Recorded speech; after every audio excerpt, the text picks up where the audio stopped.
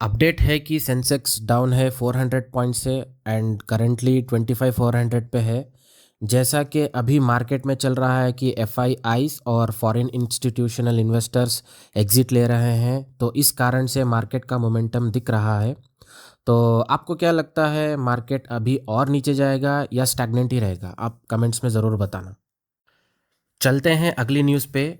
तो बजट 2026 में गवर्नमेंट ये प्लान कर रही है कि टैक्सेशन और ड्यूटीज़ का रिलीफ देने के लिए, क्योंकि चाइना ने मशीनरी सप्लाई करना बंद कर दिया है, उनकी एडवांस प्रिसीजन मशीनरी, और रिस्ट्रिक्शंस भी डाल दिए हैं रेयर अर्थ मिनरल एक्सपोर्ट पे।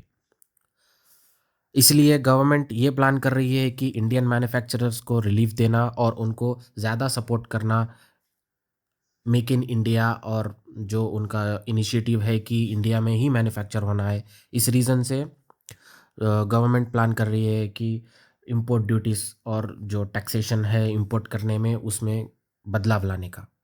सो मूविंग ऑन टू हमारी नेक्स्ट खबर। इंडियन रुपी फिर से 8 पैसा गिरा है अगेंस्ट यूएस डॉलर।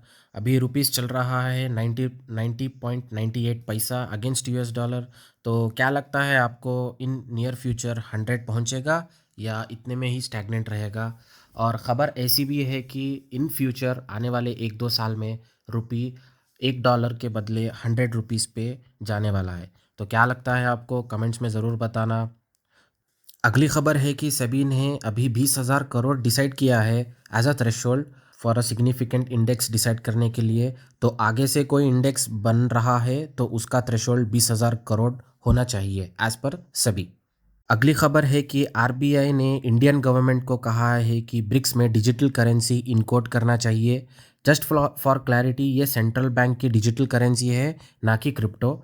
तो आरबीआई का रिक्वेस्ट है इंडियन गवर्नमेंट से कि डिजिटल करेंसी को ब्रिक्स के थ्रू कुछ ना कुछ करके लिंक करना चाहिए, ताकि मोर यूसेज ऑफ डिजिटल करेंसी हो और इसका इनडायरेक्ट फ़ायदा आरबीआई और इंडियन इकोनॉमी को होगा।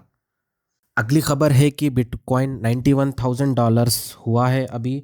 लास्ट वीक शायद वो $95,000 टच हो गया था। अभी यूएस और यूरोप की टेंशन्स के कारण बिटकॉइन थोड़ा स्लिप हुआ है। दिख ऐसे रहा है कि और नीचे जाएगा। क्या पता, आप नीचे कमेंट्स में ज़रूर बताना, बिटकॉइन ऊपर जाएगा या वो स्टैग्नेंट ही रहेगा आने वाले महीनों में। अगली खबर ये है कि इंडिया और यूएई एक ट्रेड अग्रीमेंट प्लान कर रहा है, और उनका टारगेट ये है कि आने वाले 2032 तक उनका ट्रेड अग्रीमेंट 200 बिलियन तक पहुंचना चाहिए, और उसके साथ साथ deeper cooperation and development in infrastructure का भी प्लान हो रहा है।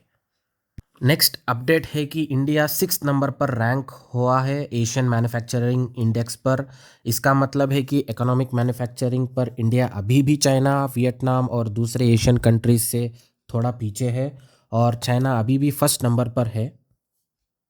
खबर है कि स्टाइपेंड को लेके, जहां 2026 के बजट में गवर्नमेंट स्टाइपेंड को 11,800 से बढ़ा रही है। इससे पहले स्टाइपेंड 6,000 था। ये स्कीम पीएमआईएस के तहत रोल आउट होगा, जिसमें इंडियन कॉरपोरेट्स में ट्रेनिंग देने के लिए जो ग्रेजुएट्स आ रहे हैं, उनको गवर्नमेंट की तरफ से अंडर प्रधानमंत्री स्कीम स्टाइपेंड मिलेगा। अगली खबर है कि आरबीआई अपने 8 ईयर लो पर है गोल्ड खरीदने में। इसका मतलब है कि आरबीआई अभी भी कम गोल्ड खरीद रहा है, ज़्यादा फॉरेन रिजर्व्स पर ध्यान दे रहा है। तो ये ग्लोबल गोल्ड शूट आउट जो अभी चल रहा है मार्केट में, गोल्ड अपने ऑल टाइम हाई पे है, तो इस रीज़न से शायद आरबीआई ने ये डिसीजन किया है। तो moving on to our next खबर। शैडोफैक्स टेक्नोलॉजी अपना आईपीओ ला रही है। बताया जा रहा है कि आईपीओ 1907 का साइज़ का होगा, और इसमें बहुत फ्रेश इशू और ऑफर फॉर सेल होगा। तो देखिए, आप भी अगर अप्लाई करना चाहते हो तो कमेंट्स में ज़रूर बताना। तो अगली खबर है कि यूनियन बजट में फिर से tax assumption for salaried people के लिए बड़ा रिलीफ देने का प्लान हो रहा है। इसमें लिमिट 12 लाख से बढ़ा के 15 लाख तक एग्जेम्पशन मिलने का प्लान हो रहा है under section 87A of income tax. देखते हैं, अगर ये होता है तो बड़ा मूव होगा पब्लिक के फेवर में। अगली खबर है कि महाराष्ट्र गवर्नमेंट ने लोधा डेवलपर्स के साथ 1 lakh crore for development MOU sign किया है।